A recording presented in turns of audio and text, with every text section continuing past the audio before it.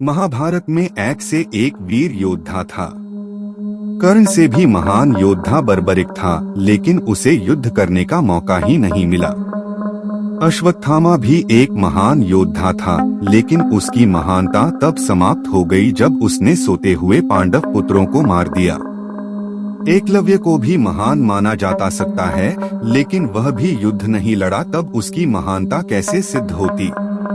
दरअसल कर्ण ही एक ऐसे सर्वश्रेष्ठ योद्धा थे जिन्होंने विपरीत परिस्थिति के बावजूद खुद को एक श्रेष्ठ योद्धा के रूप में स्थापित किया था, और वह भी धर्मसम्मत रूप से। आइए जानते हैं कर्ण के बारे में वे तथ्य जिनके कारण उन्हें महान योद्धा माना जा सकता है। अर्जुन का साथ देने के लिए जगत के स्वामी थे, लेकिन कर्ण का साथ देने के लिए दुर्योधन ही था। अर्जुन पूर्णतः श्री कृष्ण पर आश्रित थे, जबकि इधर दुर्योधन खुद कर्ण पर आश्रित था। कर्ण को द्रोण ने वह संपूर्ण शिक्षा नहीं दी जो उन्होंने पांडवों या कौरवों को दी थी। फिर भी कर्ण ने परशुराम से बची हुई शिक्षा छल से हासिल कर ली थी। यदि कर्ण अर्जुन के बराबर योग्य नहीं होता तो भगवान परशुराम कर्ण को शिक्षा देने के लिए तैयार नहीं होते। कर्ण एक सच्चा मित्र होने के साथ साथ ही दानवीर भी था।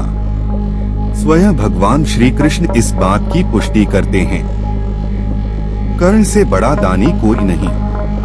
कर्ण जब यह जान गया कि मेरी माता कौन है और मेरे भाई कौन है, तब भी उसने मित्रता का धर्म निभाया।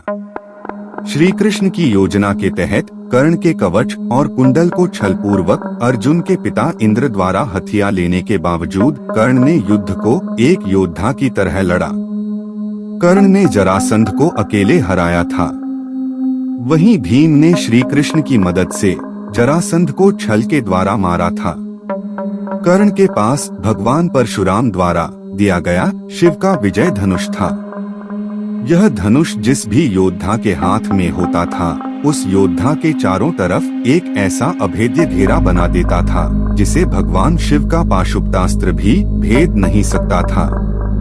कर्ण को महाभारत में तब तक नहीं मारा जा सकता था जब तक कि उसके हाथ में वह धनुष था। कर्ण ने कुंती को वचन दिया था कि वो उनके 4 पुत्रों की जान नहीं लेगा, लेकिन वह सिर्फ अर्जुन से ही युद्ध करेगा। युद्ध के दौरान ऐसे कई मौके आए भी जब कर्ण का सामना भीम, युधिष्ठिर, नकुल और सहदेव के साथ हुआ।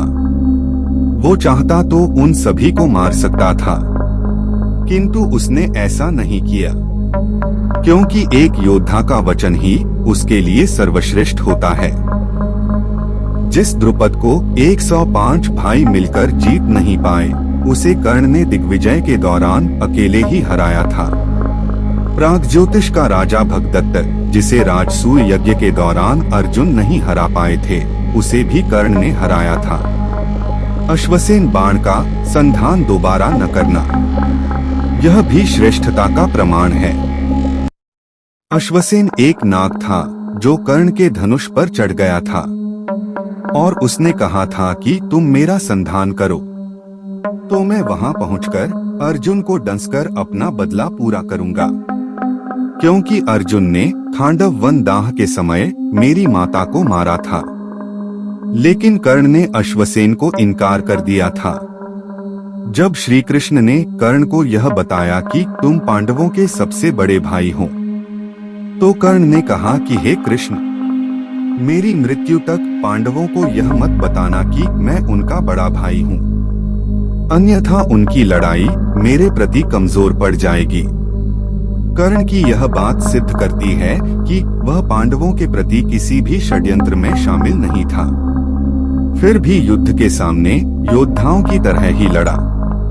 महाभारत के एक प्रसंगानुसार जब कर्ण के बाणों के प्रहार से अर्जुन का रथ कुछ इंच पीछे चला जाता है और कृष्ण उसकी प्रशंसा करते हैं, तब अर्जुन कहता है कि मेरे बाणों से कर्ण का रथ कई गज पीछे चला गया, तब आपने मेरी प्रशंसा नहीं की।